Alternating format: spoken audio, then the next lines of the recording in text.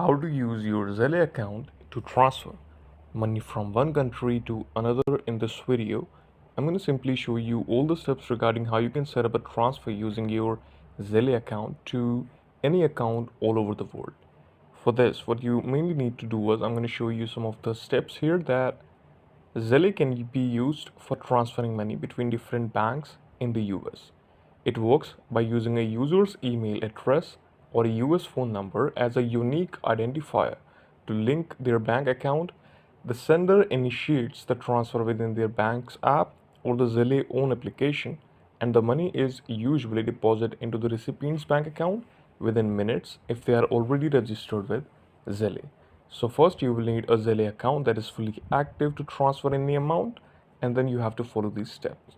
Step 1 is user need to link their bank accounts to Zelle using their email or US phone number. Then the sender enters the recipient email or phone number, the amount, and selects the account to be used for the transfer. Then the recipient receives a notification. Then a transfer is on its way.